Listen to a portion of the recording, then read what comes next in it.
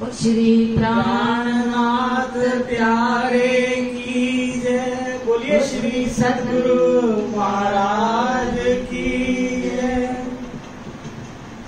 पत्री आई है पत्री आई है पत्री आई है पत्री आई है।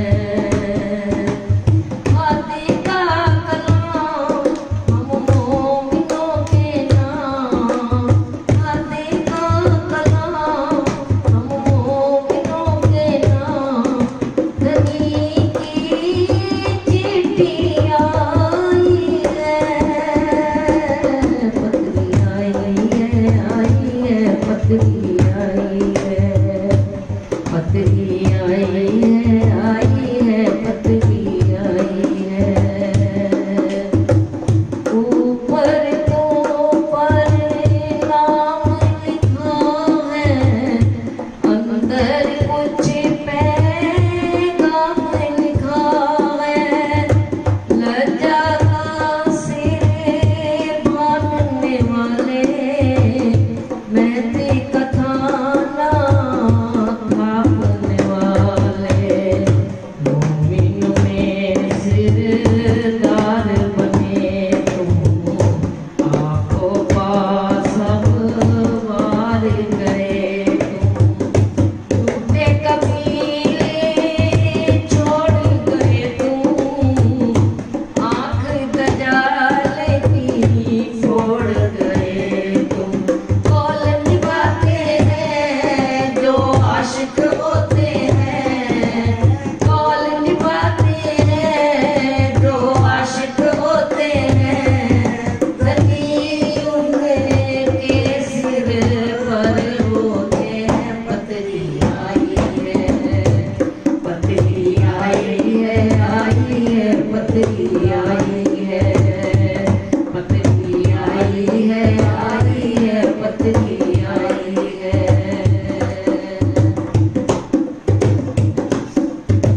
तुम लाहौत की हो लाडलियां, याद करो धनी की रंग रलियां। तुम तो भूले हम नहीं भूले, साथ में घूम के झूले डोले। याद करो वो खूब खुशहाली, दे कर दौड़ी की ताली। तुम रोवे कितनी भोली, माया की ताकत नहीं तोली।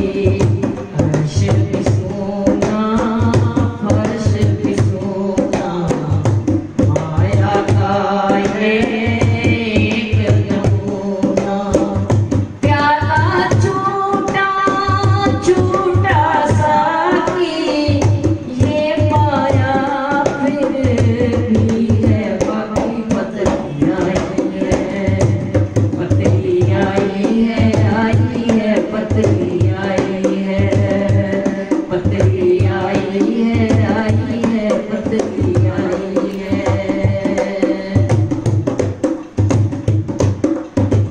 हाथी जब जब खत लिखता है, पत्री में चेहरा दिखता है।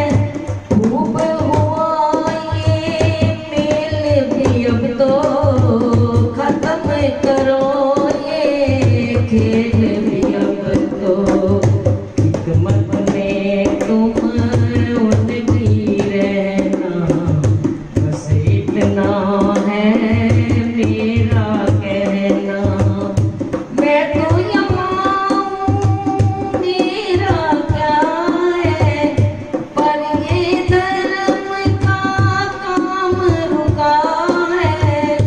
अपने धनी की कर लो सेवा, दहली में मिलता है मेवा। तुमको हमने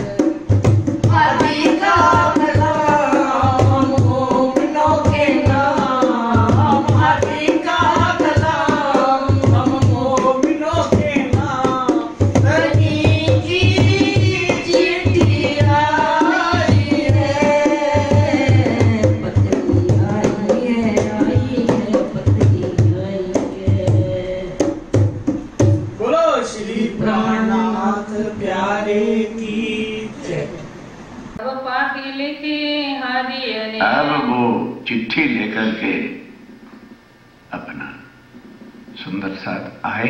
कहाँ? स्वामी जी कहाँ पर है? बस कल का आज कहा भूल जाओगे तो फिर मेरे ख्याल में 9 तारीख के बाद तो 26 तक ही भूल जाओगे। कामा पहाड़ी में स्वामी जी बैठे मथुरा के पास। आज भी उस गांव का नाम कामा पहाड़ी है। वहां चिट्ठी लेकर के आए। स्वामी जी ने पढ़ा, दुख तो बहुत हुआ। अब आगे सुनिए। करने खातिर जमा मोमिन, तब अपनी कलम उठाए, अपनी कलम से मोमनों को सेटिस्फाई करने के लिए कि ये तुम्हारे साथ क्यों हुआ। ये कुरान में लिखा हुआ था 1100 साल पहले कि जब परम धाम की आत्माएं मुसलमानों को संदेश देने जाएंगी तो वो उनके वजूद को देखेंगी तो पहचान ना सकेगी, इसलिए उन पर दंड होगा। 1100 साल पहले लिखा हुआ था। अब स्वामी जी उन आयतों के साथ, जैसे संस्कृत के श्लोक होते हैं तो कुरान में जो श्लोक होते हैं उनको आयतें बोलते हैं, उनके प्रमाण देकर के चिट्ठी लिखना है कि भाई हर राज्य ने ही तुम्हारा टूर प्रोग्राम ऐसा छाप रखा था पहले से बात पढ़ने का, तो फिर मैं उसको हटा नहीं सकता था। हौसला मत करो। सिखापन सब विध की। और ध्यान दो, चिट्ठी में केवल एक कोई वाणी की सिखापन इंस्ट्रक्शन नहीं, how we should live, how we should eat, how we should talk, we should explain our dharma. Every instruction is written in this letter. सुनियो दिल रोशन, सुनियो दिल रोशन। दिल रोशन कौन सा होता है? स्वामी जी कहते हैं जिसको मेरी पहचान हुई। दूसरे क्या कहेंगे? अरे प्राणनाथ नंगुरुदेव चंद छे અને मेरा ठाकुर ना देख रहे छे, वो क्या जाने ये बात कहाँ की। जिन्होंने शरीर को प्राणनाथ समझा और जयंतियां मना रहे और मार रहे हैं, उनको क्या पता ये तत्व कौन सा है। यह पार ब्रह्मक्षातीत के स्वरूप की पहचान है। स्वामी जी कहते हैं सुनियो दिल रोशन। जिन्होंने मुझे पहचान लिया है और अपनी आत्मा का संबंध का उनको पता है कि मैं रह ना सकूं और रूहों बिन और रूहें रह ना सके मुझ में, ये उनके रास्ते सारी इंस्ट्रक्शन है। ए पाती दिल्ली में, ए पाती दिल्ली में, ए कैद में हम। कौन कह रहा है? लालदास जी कह रहे कि जब हम कैद में थे, स्वामी जी वहां थे, तब स्वामी जी ने अपने हाथ से लिखी है। इस वक्त ले आया, उस वक्त चिट्ठी लेके कौन आया? कांजी बदल हुक्म। ध्यान के साथ, कांजी भाई और शेख बदल, ये दोनों लेटर, एक इधर रहता था स्वामी जी के पास, एक मोमनों के पास रहता था। इधर की खबर वो लेके आता था, उधर की खबर वो लेके आता था, बारी बारी से चलते रहते हैं। ये लड़ाई के वक्त में, इस शरीयत के साथ लड़ाई के वक्त में उल्टी भाई फतेह, उल्टी फतेह भाई। क्या लालदास जी कहते हैं हम चाहते तो थे कि हिंदुओं के भेष में ही रह करके जो इस कार्य को करें, लेकिन हमें पोशाक बदलनी पड़ी। जाहिरी भेष भी हमको मुसलमानों वाला जो है वो धारण करना पड़ा। तब दिलासा सैयन को, तब आप स्वामी जी दिलासा देते हैं, उनको हौसला देते हैं कि जो कुछ हुआ है चिंता करने की जरूरत नहीं। पाती लिखी है, ये बातें लिखी स्वामी जी ने अपने हाथे दस्तखत, अपने हाथों, अपनी कलम के साथ जो है दस्तखत, मैंने अपने वर्ड्स के अंदर ये लैंग्वेज उन्होंने यूज करके लिखी है। लिखे मैंने कलाम, अपनी भाषा के अंदर। इनकी नकल कहत हो। लालदास जी कहते मैं अपनी तरफ से कुछ नहीं कह रहा, उनकी डिट्टो कॉपी जो है वो लिख रहा हूं। सुनियो मोमिन इस्लाम, जो निजानंद संप्रदाय की आत्माएं हैं, सुंदर साथ हैं, इसकी समझ उसी को है जो एक लिटरल कुएं के डेढ़का की तरह से कृष्ण प्रणामी, वो अंडरस्टैंड ही नहीं कर सकते कि ये चीज क्या है। क्यों? ये धर्म और कर्म से बाहर की बातें। हिंदू, मुसलमान, सिख, ईसाई बॉडी, आत्मा न हिंदू है, न मुसलमान है, न सिख है, न क्रिश्चियन है। वो धर्म और कर्मों के बंधनों से बाहर की वस्तु होती है। यही कारण है कि आज बड़े बड़े ज्ञाता जो आज विश्व के ज्ञानधारी बने फिरते हैं, उनसे पूछना, उनके प्रवचन सुनो, जीवात्मा, हमारी जीवात्मा। अब क्या कहें उनको भाई, जीव जन्मता और मरता है, आत्मा जन्म और मरण से रहते है और उनको मिला करके बोलते रहते हैं। ये क्लैरिफिकेशन आकर के स्वामी जी ने की। भी बेवरा कहूं वासना जीव का, जाके जुदे जुदे हैं ठाम। जीव का घर है नींद में, मिथ्या जगत में, और वासना घर श्री परम धाम। इतना अंतर है इसके अंदर।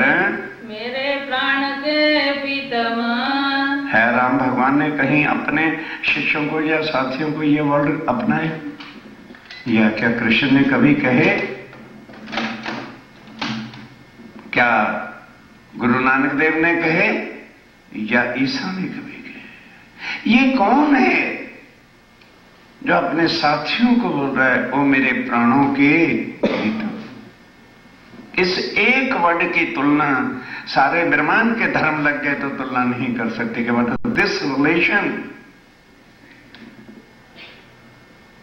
पत्नी अपने हस्बैंड कहती है मेरे प्राण के प्रीतम, और वहां ये बॉडी वाला पति पत्नी का रहस्य कोई संबंधी नहीं है।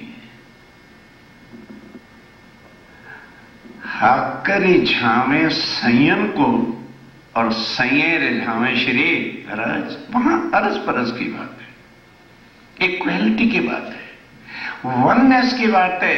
ये उस परम धाम की बात है। स्वरूप एक है, लीला एक है, रूप एक है। इसको इस बुद्धि से सोचना भी बड़ी कठिनाई की बात है। अब स्वामी जी कहते हैं, ओ मेरे प्राणों के आधार, मेरे सुंदर साथ मेरे सिरदार, है मेरे सरदार सुंदर, तुम एक दूसरे से श्रोमणी हो। मैं पहले किसका नाम लिखूं और बाद में किसका नाम लिखूं? आत्म के आधार हो, और मेरी आत्मा के तुम आधार, और मेरे जीव के जीवन तुम हो। इस संसार में मेरा जो जीव है, जिस पर मेरी शक्ति आके बैठी है, उसका जीवन अब कौन है? तुम मेरे जीव के जीवन हो, तो मेरे प्राणों के आधार हो, मेरे आत्मा के तुम आधार हो।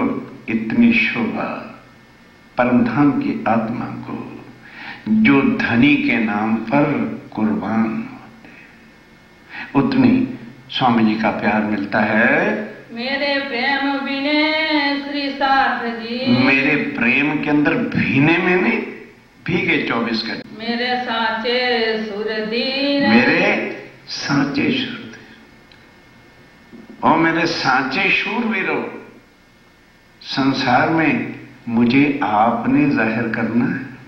स्वामी जी कह रहे हैं, मैंने तुमको आने, बहुत भले 3 दिन लग जाए, ये समझने वाली बात है कि तुम्हारे आने से पहले जितने भी ग्रंथ उतरे हैं, मैंने अपना इंट्रोडक्शन कहीं नहीं दिया।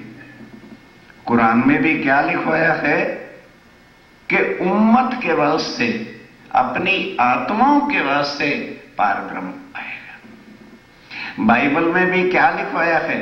God will come for his chosen person. सब ग्रंथों के अंदर मैंने तुम्हारी महिमा करके और तुम्हें जाहिर कर दिया है। अब तुम सब मिलके मुझे एक गुजार, दुनिया को बता दो कि वो एक परमात्मा क्या होता है। दुनिया को बता दो कि वो किसी कम्युनिटी का नहीं है, वो फॉर ऑल है, सबका एक है, बॉडी से नहीं, बाय सोल। क्योंकि आत्मा सबके एक है और शरीर सबके अलग अलग हैं। ध्यान देना क्या कि ऐ मेरे मोमनों, तुमने आने वाले सब सुंदर साथ को कदम भर के बताया है कि ब्रह्म सृष्टि को संसार में रहते हुए कैसे चाल चलनी चाहिए। तुम बैठे हो हक खेतीर। तुम कहाँ बैठे हो? श्री राजीव राय के चरणों के तले बैठे हुए हो। जिन लज्जा वैराट बांधिया। ध्यान दो सुंदर साहब जी, हमारी उम्रें बीत जाती हैं फिर भी हम लोक लाज को तोड़ नहीं सकते। अब स्वामी जी क्या कह रहे हैं कि जिस लोक लाज मर्यादा हमारे वडिलों ना छे, इसमें ब्रह्मांड बंधा हुआ है, राम भगवान भी नहीं तोड़ सके इसको। और वो भी क्या प्रण करते थे? रघुकुल रीति सदा चली आई, प्राण जाए पर वचन ना जाए। एक कुल की मर्यादा के लिए क्या भगवान आए थे? स्वामी जी कहते हैं सृष्टि के अंदर सबसे बड़ी जो कठिनाई वाली बात है कि लोग अपनी रीति, लोक लाज, मर्यादा, हाय दुनिया क्या कहेगी, इसी में मरे चले जा रहे हैं। और ऐ मोमनो, तुमने लोक लाज मर्यादा का सिर तोड़ करके जो है ये काम किया है। सब साथ का सिर ऊंचा किया। सब साथ का सिर ऊंचा किया और हम लोक लाज मर्यादा में फंसे हुए हैं। आ वडीलों नो गादी छे मरो इसी में। आत्म की कौन सी गादी है? आत्म का संबंध केवल प्राणनाथ जी के साथ है। इसको तोड़ के कौन आगे चलेगा? स्वामी जी कहते हैं जो परम धाम की ब्रह्म सृष्टि है उनको तुमने रास्ता बता दिया है, डायरेक्शन बता दी है कि किस जगह पर हमने किस डेस्टिनेशन के ऊपर जाना है, तो ये उसकी डायरेक्शन है, तुमने चल के बता दिया है। अब जो कोई ब्रह्म सृष्टि होगी, जो परमधाम की आत्माएं होंगी, उनको सीधा रास्ता नजर आ जाएगा। तो हुई तुम्हें पहचान। ध्यान देना, क्यों तुमने ऐसा कर लिया? क्यों ने तुमने मेरे वजूद को नहीं देखा, तुमने मेरे स्वरूप की पहचान कर ली है, इसलिए तुम्हें पता लग गया है कि मेरा ठाकुर रूपी तन के अंदर हमारे प्राण नाथ अक्षातीत पूर्ण ब्रह्म बैठे हुए हैं। आपो पानी संग डारिया। इसलिए तुमने मरने से भी नहीं डरे। मौत का खेल था सुंदर साहब जी, औरंगजेब के दरबार में जाके कुरान के साथ चैलेंज करना सोचते हुए भी दिमाग कांप जाएगा, और वो तुमने करके दिखाया है।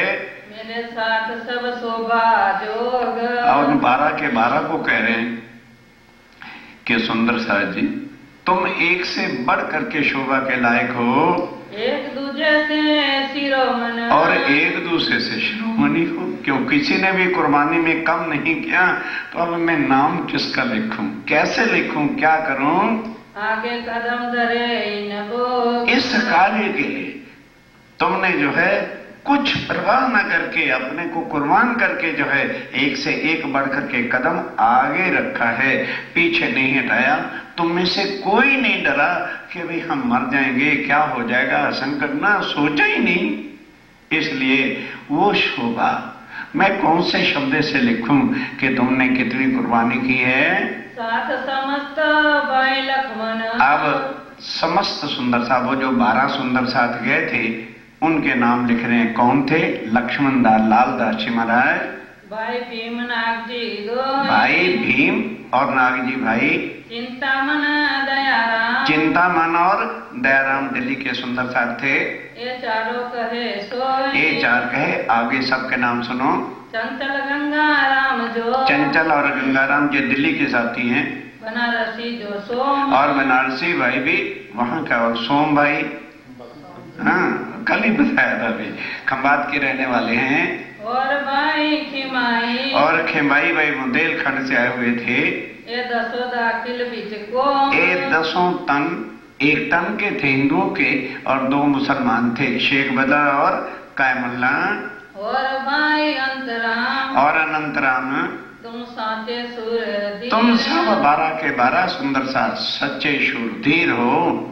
लाल भाई, श्याम भाई, राम भाई। ध्यान देना, जब 10 महीने तक लालदास जी सब मोमिन वहां रहे, तो जाते वक्त जब ये चलने लगे थे कि स्वामी जी अब देखना, तो लाल भाई भी चरणों में गिर पड़ती है कि स्वामी जी मैं इनकी सेवा के लिए जाऊंगी। स्वामी जी ने बहुत मना किया, भाई तुम्हारा तन स्त्री का है। तो लाल भाई कहती है जी क्या स्त्रियों के अंदर आत्मा नहीं होती?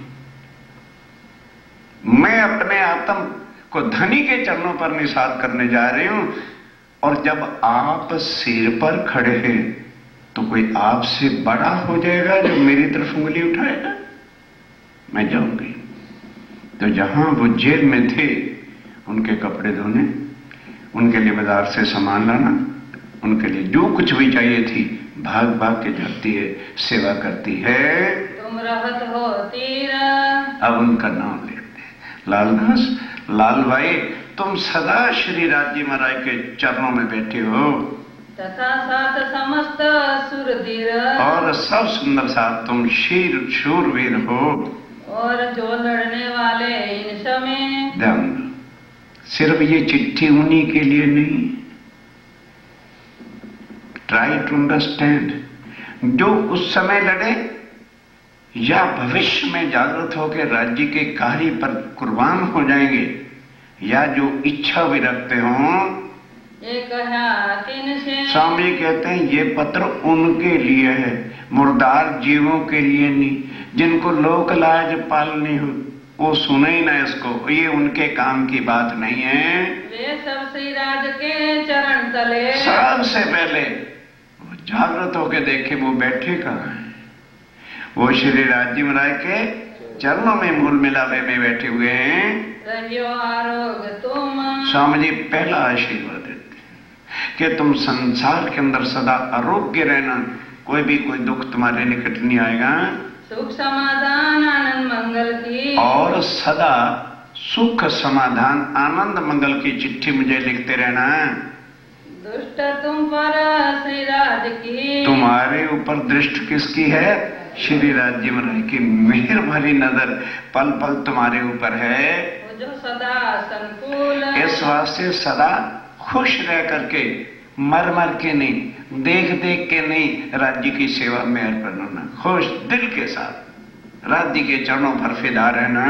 लिखी वो जो मजले, और स्वामी जी कहते हैं ये जो तुम्हारे साथ बीती है ना, ये पहले से 1100 साल राज्य महाराज ने तुम्हारे टूर प्रोग्राम में ऐसे ऐसे मोहनों पर बीतेगी, ये लिखा हुआ है। तो साथ सबका मूल, और अब ये जो तुमने करके दिखाया है, इसी से लोग पहचानेंगे कि ब्रह्म सृष्टि और रूहें आत्माएं किसको कहती हैं, जो संसार के भगवान नहीं कर सके आज दिन तक। राम भगवान आए, क्या उन्होंने मुसलमानों को या और किसी को ज्ञान दिया? कृष्ण आए तो अर्जुन को ही तो गीता का ज्ञान सुना दिया। क्या सारे विश्व के मानव को उन्होंने एक किया? क्या उनको सबको एकता का ज्ञान दे के एक पार ब्रह्म की पहचान कराई? केवल ये पहचान है कि जो सबका है, जिसको एक परमात्मा कहते हैं, तो खाली हिंदुओं के लिए नहीं, सबके धर्म और रिवाजों को तोड़कर, शरीयत को तोड़कर, कर्मकांड को कैसे छोड़ें, लोकलाय मर्यादा से कैसे बाहर निकले, ये मोहनो तुमने चल के रास्ता दिखाया है। इंद्रावती की वासना, ध्यान के साथ। अब स्वामी जी कहते हैं मेरी आत्मा जिसका नाम इंद्रावती है, मैं लिखे प्रणाम कोटान कोट। स्वामी जी कहते हैं मैं कोटि कोटि प्रणाम आपके चरणों में करती हूँ। अविधानियों तिनको, इसका मतलब है जानते हैं क्या अविधान?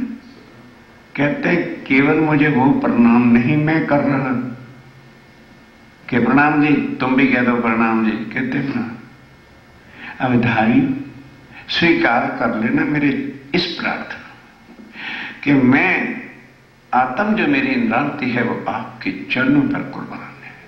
मेरा प्रणाम स्वीकार नहीं करना, अविधारना, अंगीकार कर लेना, मुझे कभी भी जुदा ना समझना।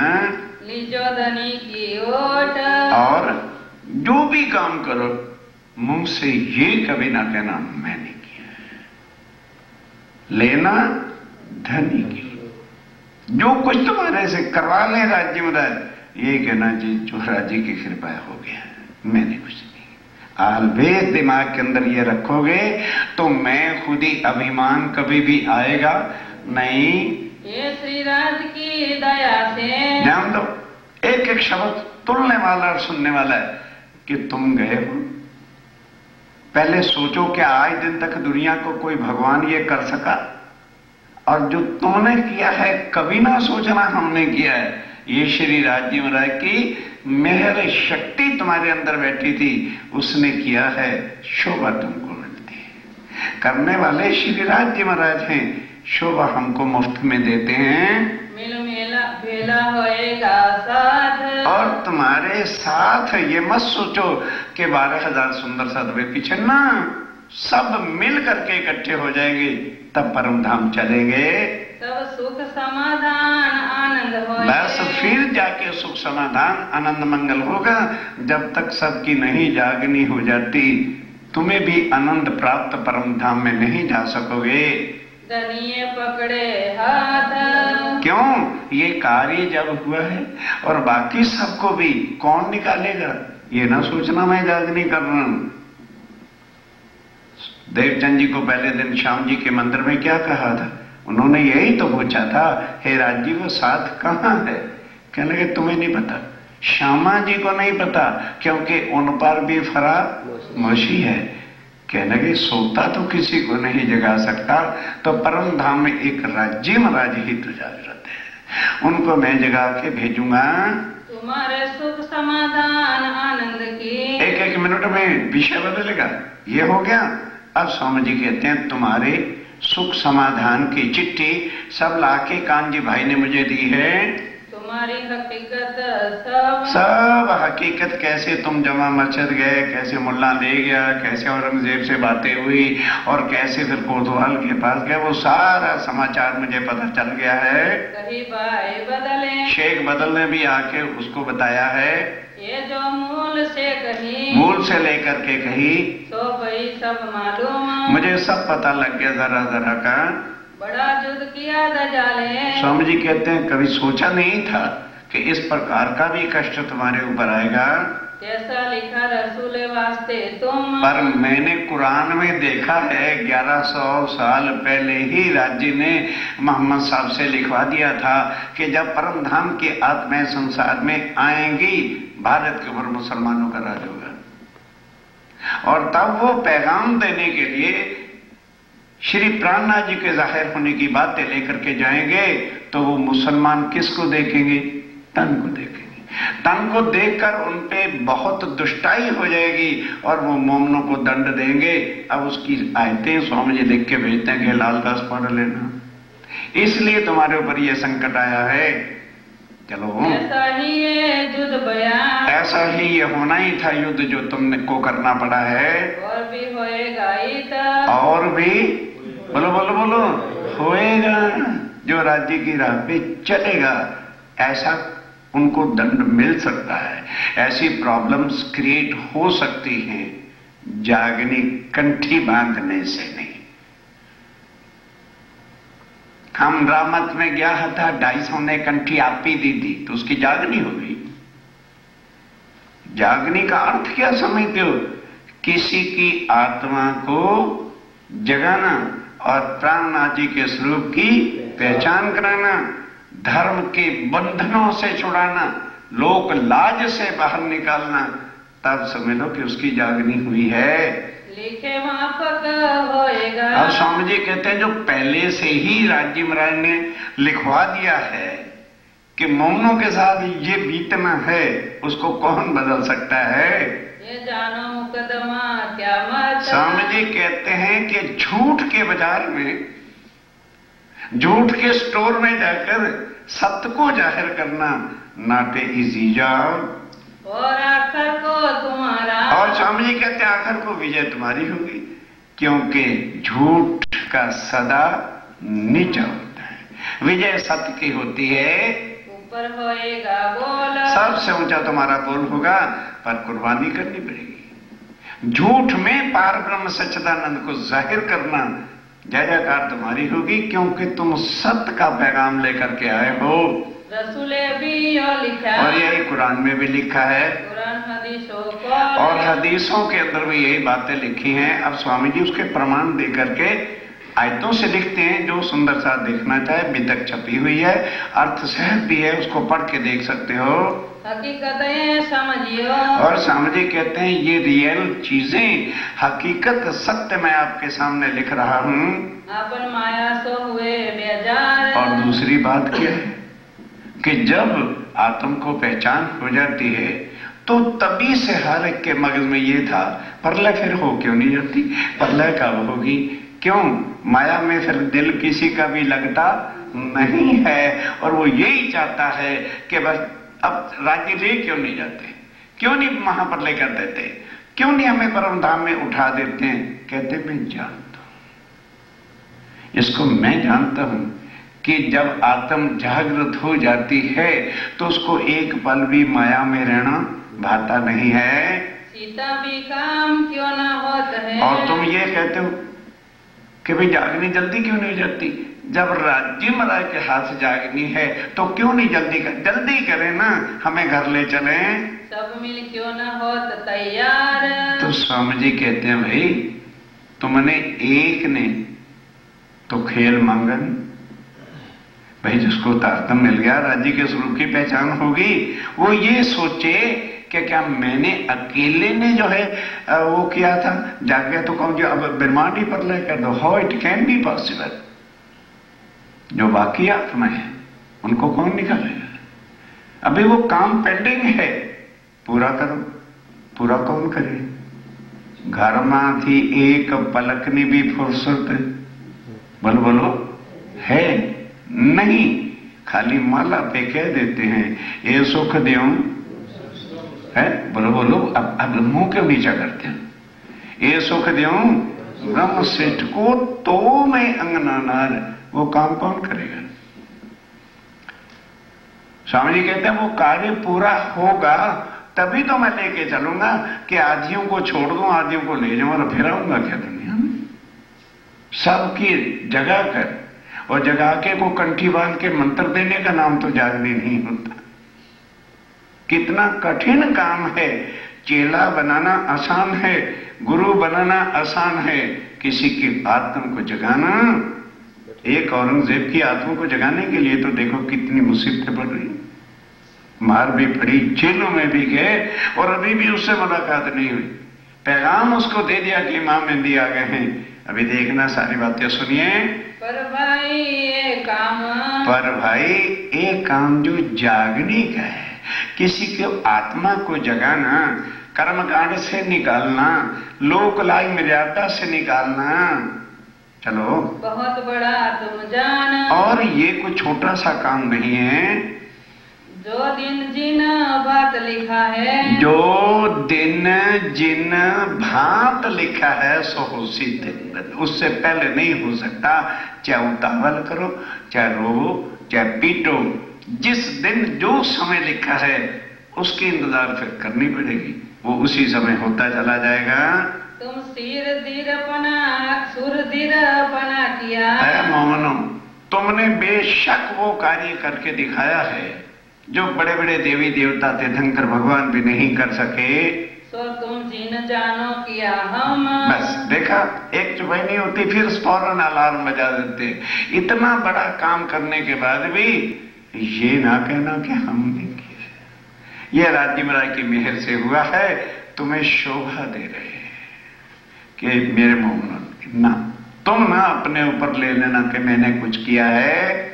ये होए ना बिना हुक्म, ये होए ना बिना हुक्म, राज्य महाराज की मेहर की शक्ति के बिना कौन कर सकेगा ये काम बहुत बड़ा हुआ। और स्वामी जी कहते हैं अभी तुम्हें नहीं लगेगा कि ये कितना बड़ा काम हुआ है, वक्त आएगा बैठ के सोचोगे कि जब से सृष्टि बनी कितने देवी देवता है, कितने तीर्थंकर है, कितने अवतार है, और आज भी लाखों गुरु हैं। अपने ही तो एक कम्युनिटी के अंदर गुण गाते फिरते, क्या दूसरे के वो वचन भी नहीं सुनना चाहते कि दूसरे का ज्ञान तो हम सुन ले, इतने भी टॉलरेशन उसके अंदर नहीं। आज गए थे यहां पर वो गायत्री के भंडार में, खुद उन्होंने बुलाया और पहले बोले कि 15 मिनट देंगे, फिर कहने लगे अच्छा 5 मिनट है, समय का अभाव है। मैं कोई बात नहीं, 3 मिनट दिए। जब आगे का रास्ता बताने लगे, उनके सब कुछ को कंडम करने लगे। अरे भाई माइक बंद कर दो, इसका हम नहीं सुनना चाहते। तो वो क्या जगत का कल्याण करेंगे? जिनके पास सुनने की भी शक्ति नहीं है, वो क्या किसी को बताए? कुएं के 1.5 का, और कर्म से आगे वो चलते नहीं। स्वामी जी कहते तुम सोचो तुमने करके दिखाया है। जो मोहम्मद साहब नहीं कर सके, जो राम नहीं कर सके, कृष्ण नहीं कर सके, क्रिश्चियन ईसा नहीं कर सके, वो मोहम्मद तुमने किया। पर कहते ये ना सोच लेना कि हमने किया किसने? श्री राज जी महाराज ने। शोभा तुमको दे रहे हैं, तुमको हल्का लगत है, तुम्हें बिल्कुल हल्का लगेगा कि वाह भाई ये हो गया हमारे से। ना, ऐसा ना सोचना कभी। है बात बड़ी मोमिन, बहुत बड़ी ऊंची बात है आत्म तत्व की, रूहों की। कहते दिन इन जहान में सावधान होके, भले 50 से भाई चले गए सुंदर साजी, कोई चिंता नहीं।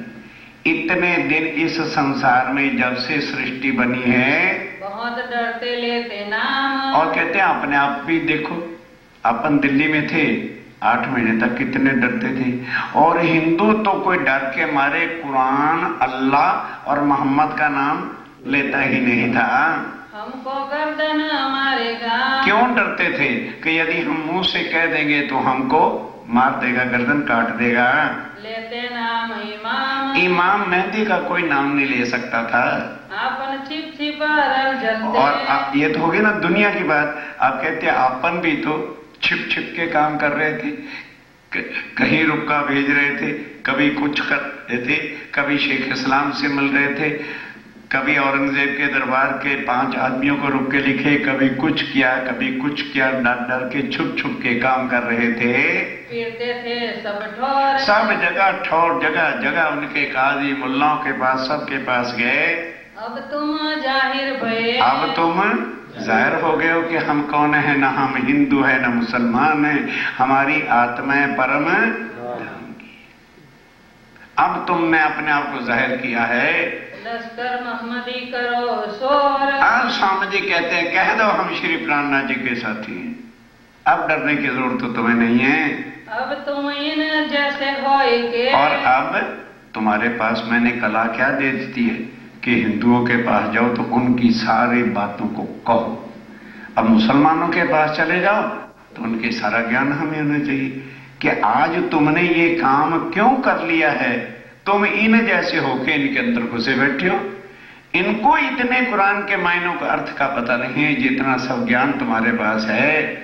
बैठे इन अंदर, इनके अंदर घुस के बैठे हो, वो तुम्हारी पूजा कर रहे हैं, तुम्हें बड़ा समझ के बैठे हैं। थाना में दिखा था पिया, थाना किसको कहते हैं? मंदिर को।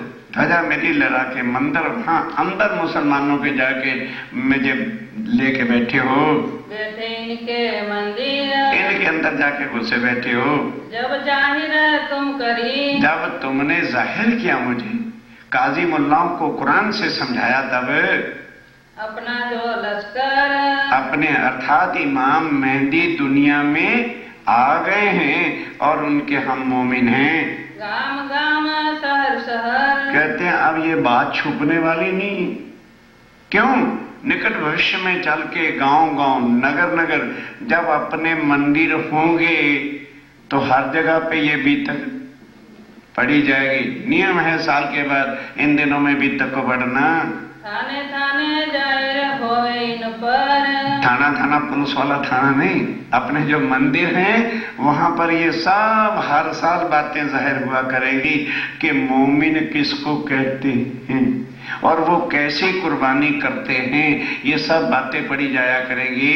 अब तुम्हारो तेज, अब ये तुम्हारे ज्ञान का प्रकाश, तेज जो परम धाम की वाणी है, दिन दिन बढ़ता जाए, दिन दिन बढ़ती चली जाएगी। और दज्जाल झूठ जो है वो इसके सामने छिपता जाएगा। कर्मकांड मिटते जाएंगे और लोक लाई मर्यादा को लोग कुछ भी नहीं समझेंगे।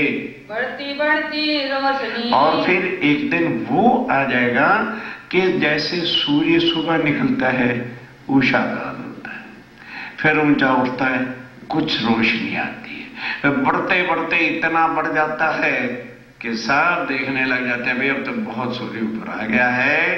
सब खल को पहुंचाए, सब खल को 14 लोक के अंदर जो है ये ज्ञान पहुंचेगा। कैसे? पहले सुख से, पहले जो परम धाम की आत्मा है, स्वामी जी कहते हैं उनको जगाना है, और उसके बाद सारे ब्रह्मांड में ये ज्ञान जाने में पांव पलक नहीं लगेगा। और फिर बताया भी कैसे, मेरी जागृत बुद्ध जाए देसी विष्णु को तारतम। जिस समय विष्णु को यह बात की पहचान हो जाएगी तो कण कण के अंदर कौन बैठा है? विष्णु भगवान का ही अंश है। 1 मिनट में बगैर किसी को कंठी नहीं बांधनी पड़ेगी।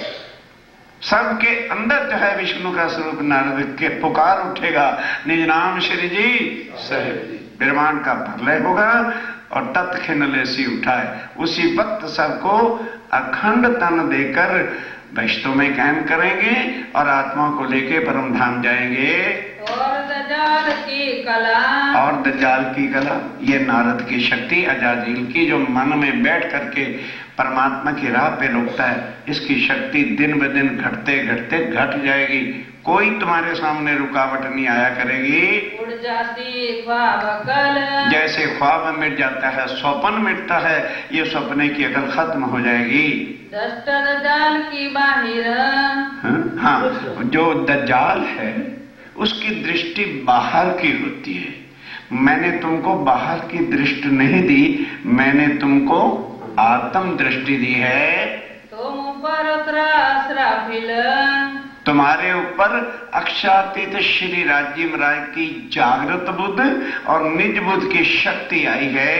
सब दो इन ऊपर, और सबसे ये ऊपर की शक्ति है कि कोई भी इस संसार में जागृत बुद्ध को जानता ही नहीं है। तभी शास्त्रों में लिखा कि जब तक पराशक्ति दुनिया में नहीं आ जाती तब तक कोई भी सच्चिदानंद को पहचान करवा सकता नहीं। तारतम ये न जानाति सच्चिदानंद लक्षणम। जब सुधी तारतम ज्ञान दुनिया में नहीं आ जाता, वो एक परमात्मा सच्चिदानंद कौन है कोई भी उसको एक्सप्लेन नहीं कर सकेगा। तुम झूठ करते रहियो। अब ध्यान देना, स्वामी जी कहते हैं चुपचाप घर नहीं बैठ जाना, तुम युद्ध करते रहना। युद्ध करने का मतलब लड़ाई डंडे से नहीं है, वाणी के द्वारा सबको समझाते रहना। तुमको लोचन दिए अनंत। ध्यान जी कहते हैं मैंने तुमको एक कर्मकांड वाली आंख या एक धर्म के नियम पालन करने वाला ज्ञान नहीं दिया, लोचन दिए अनंत। गायत्री वालों को गायत्री से समझाओ, वेद वालों को वेद से समझाओ, भागवत वालों को भागवत से समझाओ, कुरान वालों को कुरान से समझाओ, बाइबल वालों को बाइबल से समझाओ। मैंने कुल ज्ञान तुमको दे दिया है। और दज्जाल की एक आंख। और दज्जाल जो है ये कर्मकांडी लोग एक ही जानते, राम के भक्त कृष्ण को नहीं मानते। गजब की बात है ना। उठाओ तुलसीदास जी की रामायण, पहली चौपाई में क्या लिखते हैं? सिया राम सकल जग जानी, करहूं प्रणाम जोरे जुग पानी। कि हे जो सिया राम का सारा ब्रह्मांड है, इसमें पशु है, पक्षी है, जानवर है, कुत्रा है, सब इंसान है, ये मैं सिया राम का ही स्वरूप मानकर प्रणाम करता हूं। अब चले गए कहीं बेचारे मथुरा वृंदावन में, वहां राम भगवान का तो स्वरूप देखा नहीं। युगल जोड़ी राधे श्री कृष्ण जी की, भाई मथुरा स्थान ही उनका है, वहां देखा, प्रणाम नहीं की। यह है दज्जाल की आंख, एक कुआना 1.5 का। फिर वहां क्या श्लोक लिखता है? क्या शोभा है आज की, आज रहे भगवान, ये जो तुमने युगल स्वरूप मुरली मनोहर बने बैठे हो, मेरा दिल तो बहुत खींच रहे हैं। क्या शोभा है आज की, भले मने हो नाथ, पर तुलसी गिरदन तब नवे जब धनुष बांध ले। कि मैं नहीं प्रणाम करता तुम्हें बंसुरी वाले को। तो जब एक राम वाला कृष्ण को और कृष्ण वाला राम को प्रणाम नहीं करता, और गायत्री वाला कभी भी और किसी को प्रणाम नहीं करता, पर स्वामी जी कहते हैं ये दुनिया की एक दज्जाल की आंख है, कर्मकांडी दृष्टि है। मैंने तुम्हारे सब कर्मकांड को तोड़ के आत्म चक्षु दे दिया है कि आत्मा सबकी बात ही खत्म कर दी है मैंने। आखिर इनको अंत, और आखिर ये जो मिथ्या जगत के शरीरों से चलने वाले लोग हैं इनका अंत हो जाएगा। कल्याण किसका होना है? देह का नहीं होना, आत्मा का होना है। और ये देह तो 7.5 में लकड़ी में जल के राख होने वाली वस्तु है।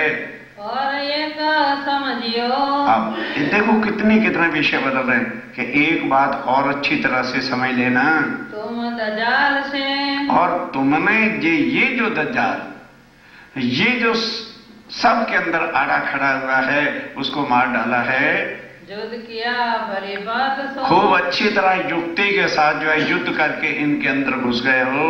सब हुआ हुक्म, और सब ये जो कुछ भी हुआ है सब हुआ हुक्म में। ये ना सोच लेना, देखो एक चुपैया आती है तुरंत कहते हैं, कभी ये ना सोच लेना मैंने किया है, ये मैंने कर ना। सब राज्य महाराज का हुक्म हुआ, उन्होंने अपनी शक्ति दी, तुम्हारे दिल में ये भाव आ गया और ये सब कुछ राज्य ने करवाया है। दज्जाल की लड़ाई में, और इस लड़ाई के अंदर जो पहली सुअर की चोट, ध्यान देना, सब जगह तुम जाओगे ना ये अर्चने आएंगी, तो क्या करना चाहिए?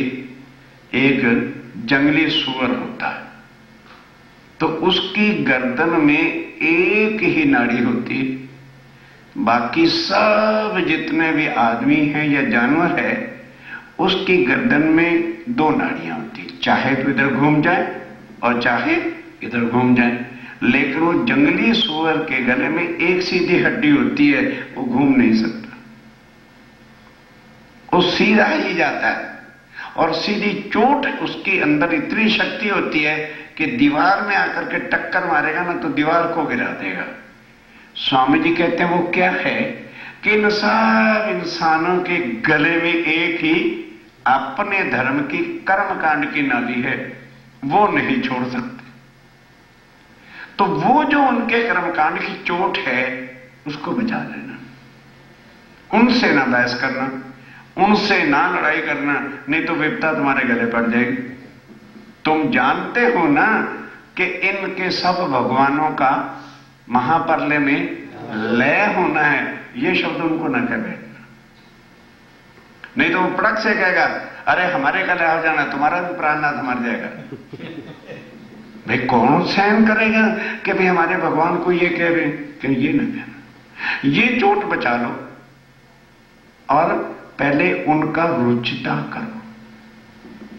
किसी की मूर्ति पूजा है एकदम खंडन ना करो, कहो जी ठीक है, बिल्कुल ठीक करते आप, something is better than nothing. ऐसे कहते कहते कहते फिर जब वो तुम्हारे शब्द सुनने लग जाएं तो फिर उनको बताओ कि भाई ये जो तुम्हारे भगवान है, ये सोचो कि भगवान इंसान को बनाता है कि इंसान भगवान को बनाता है। ये तो इंसान का बनाया हुआ भगवान है। तो फिर करते लोग क्या हैं? भगवान को घर ले आए, पत्थर का है, उसको बड़े सुंदर ढंग से रख दिया घर में और प्रसाद बनाई, लगे भोग लगवाने। संकट आया, हे भगवान मानने दे, नहीं समझे? भगवान से मांगते, आखिर तंग होके एक दिन भगवान कहता है ओ भाई थारो बैठारो हूं बैठा छू, नहीं समझे? थारो बैठारो हूं बैठो छू और मेरे से मांगता है। तो ये बता तेरी एक फुट्टी छे के बे, तू लाया है मुझे जयपुर से, तू लाया है मुझे हरिद्वार से, लाके यहां बिठाया है, तू मुझे भोग लगाता है तो मैं खाता हूं, नहीं तो मैं भूखा ही बैठा रहता। तू मुझे भोग भी ना लगाए तो मुझे रोटी को नहीं देता। तो जब मैं तेरे सहारे यहां बैठा हूं तो तू मेरे से उल्टा मांग रहा है। क्या बात होगी? तू एक आंख से फूटी है, तेरी के दोनों ही फूट गई हैं। फिर उसको समझाओ, फिर उसको बुरा नहीं लगेगा, यार वाकई बात है, ये तो भगवान हमने बनाया था, तो स्वामी जी कहते रुचता, धीरे धीरे वो समझ पाएगा। डॉक्टर सुअर की चोट न, उससे बच जाना, उसके किसी भी भगवान को खंडन नहीं करना ताकि उसके दिल को कष्ट ना हो। यह बात तुम समझियो, और ये बात अच्छी तरह से समझ लेना। बचाए स्वामी चोट, हमेशा उसकी चोट सामने बचाओ, भले तुम्हें बुरा लगे ना, पर रुचता धीरे धीरे वो फिर समझने भी लग जाता है हर कोई।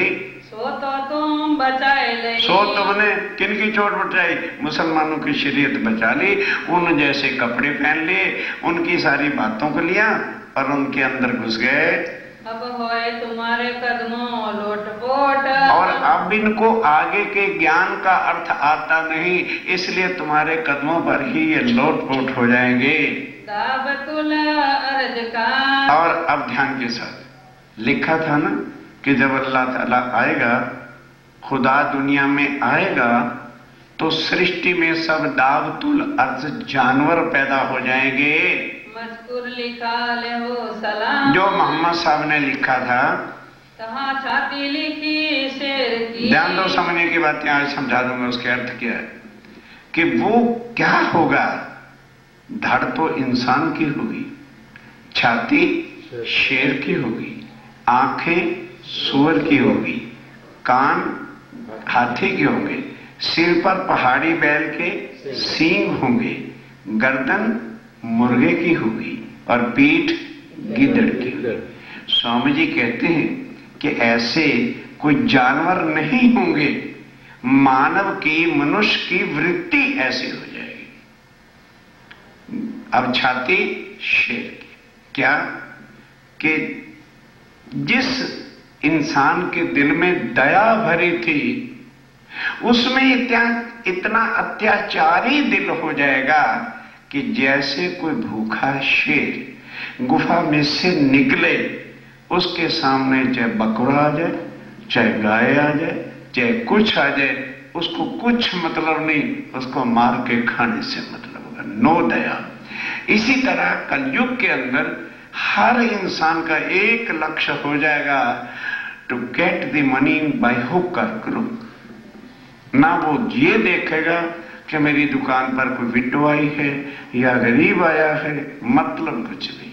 इस तरह से लोगों की छाती अत्याचारी, नो दया, ऐसी छाती इंसान की हो जाएगी और आंखें सूअर की।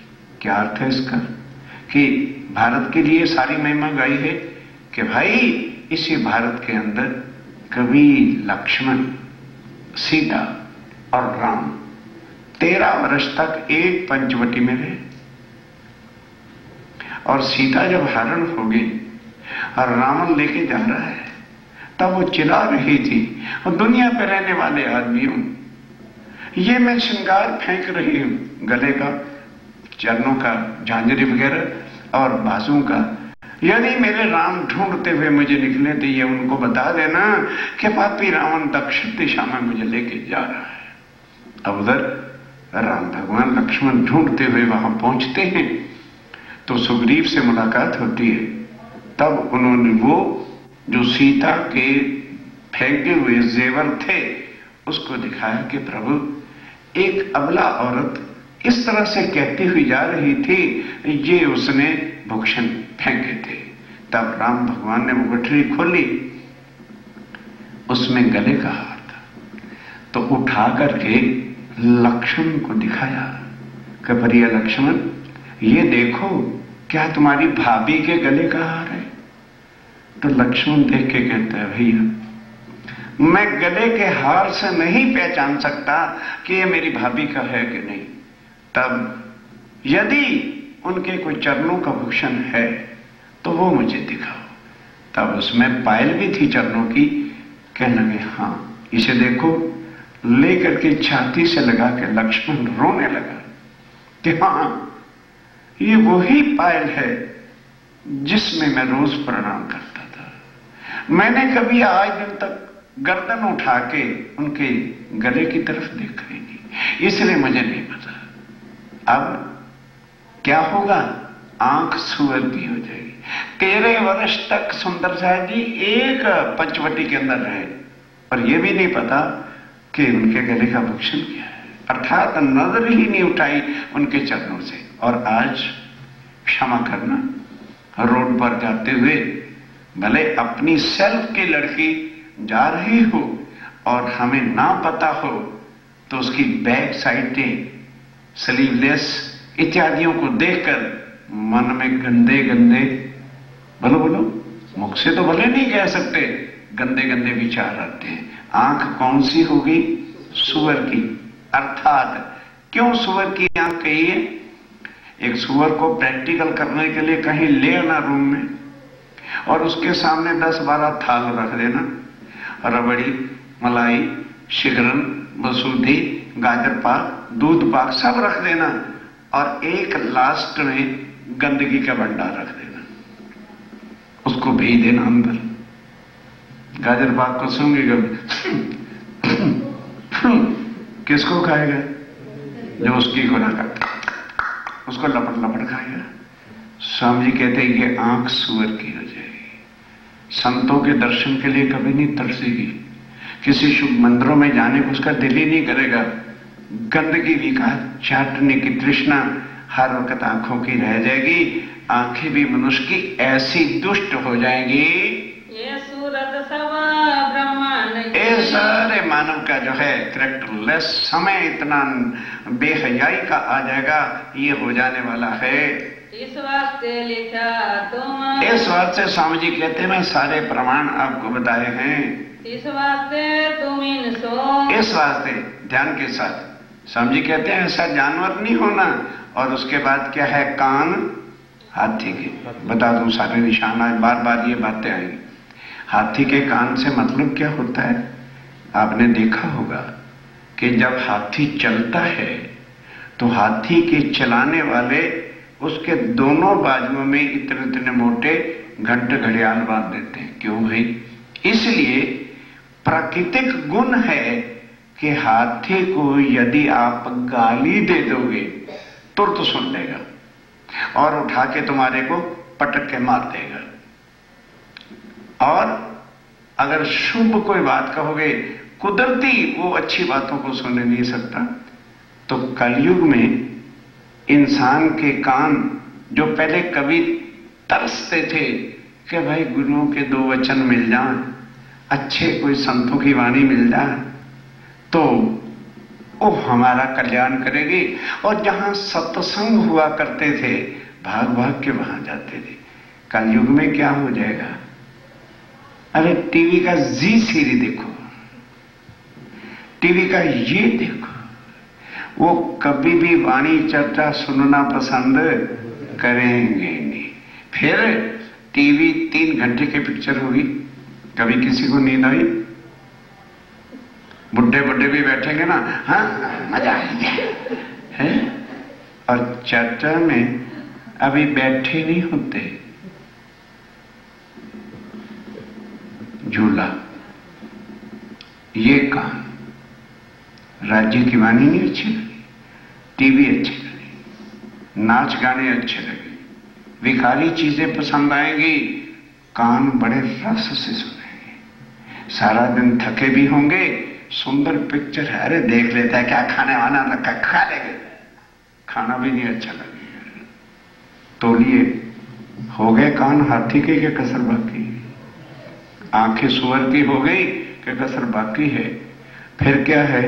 सिर पर पहाड़ी बैल के सिंह। अर्थ क्या है? पहाड़ी बैल ऐसा बैल होता है कि वो जब भी निकलता है तो उसको ना खाने को चाहिए ना कुछ चाहिए, लड़ाई करने वाला को टक्कर मारने वाला सामने चाहिए। तो उसके क्या गुण है?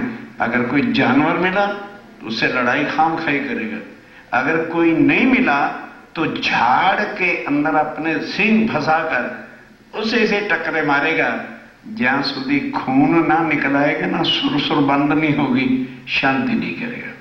इसी तरह से सुबह निकले, अभी उठे, भागवत वाले आ गए, अच्छा भाई चलता हूं, उससे वापस नहीं आ गए, अरे गायत्री वाले आ गए, वहां चलता हूं। ना लेना ना देना, अपने काम से कुछ मतलब नहीं, क्योंकि मैं उसका भी चेयरमैन हूं, मैं उसका भी निर्माता हूं, मुझे आज वहां भी जाना है। व्यर्थ में समय, टक्करें, मारना और अपना नाश करना, लाभ कुछ नहीं। उसके बाद गर्दन मुर्गे की। इसका क्या गुण है? प्रैक्टिकली मुर्गा देख लो, उसको दाना भी डालो तो झुक के नहीं खाता, झुकेगा नहीं, चलता फिरेगा, मतलब गर्दन नहीं झुकने देता। दाना भी चुगने के लिए ठिंगा मार के झुकता है। अर्थात क्या कि यही गर्दन थी। राम भगवान भी उठ के पहले माता पिता के चरणों में प्रणाम करते थे, कृष्ण भगवान भी करते थे, जितने जितने वडिल मुरब्बी गुरुजन भी आए प्रणाम करते थे। पर पश्चिमी सभ्यता में रंगे हुए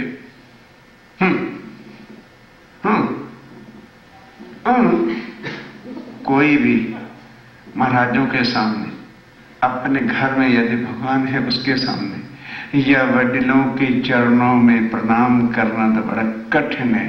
गुड मॉर्निंग, मॉर्निंग क्या अर्थ है? अर्थ निकालो।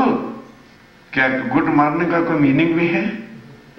आज की प्रातः शुभ रहे, what do you mean by this?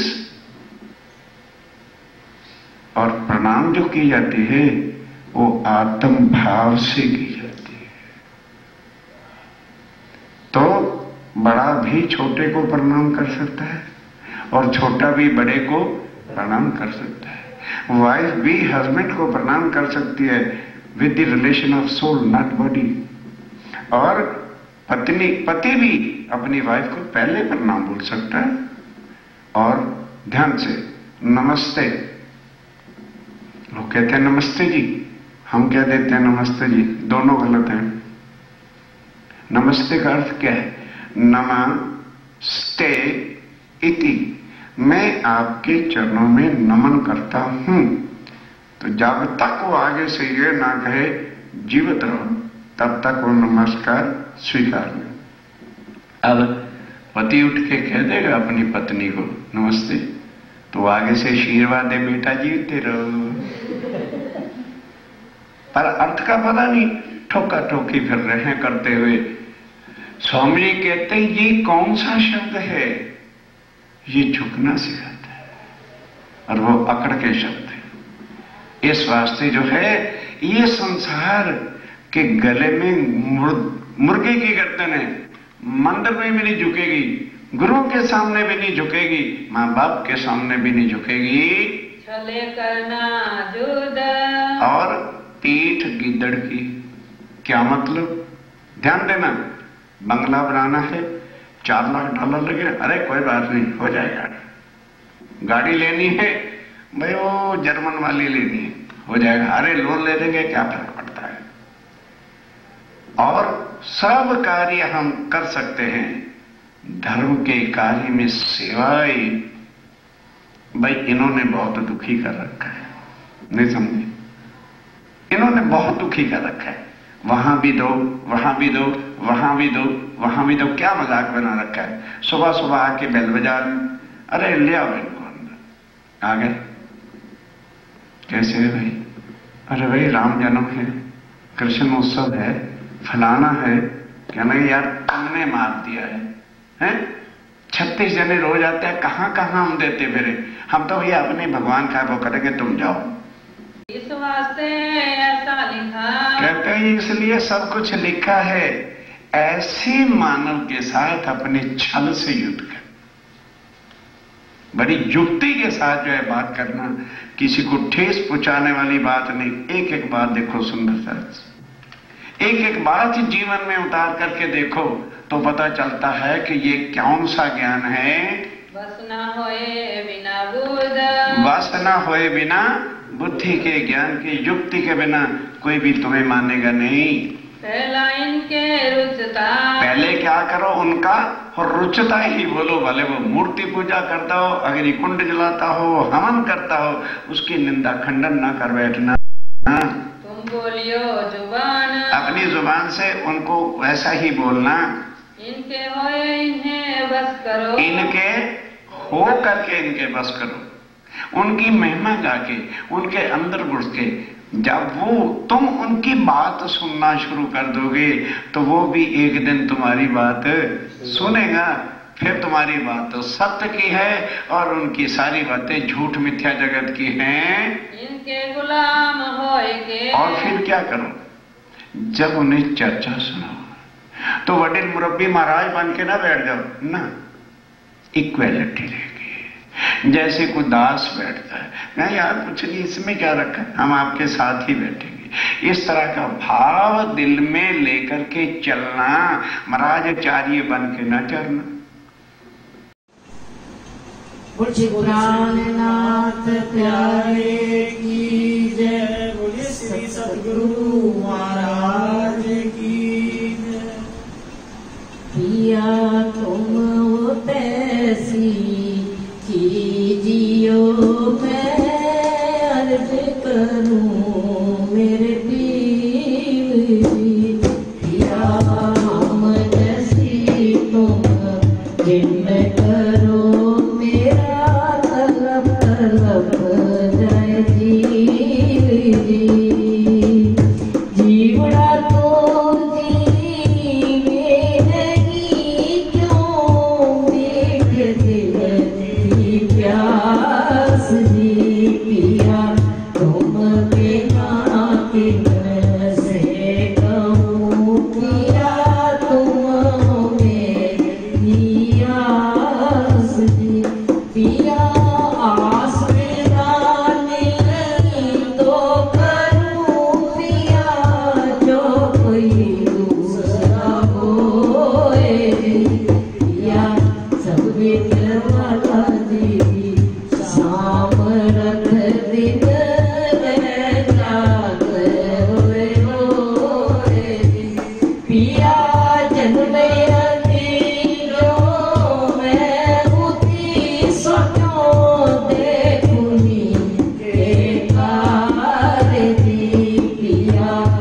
तुम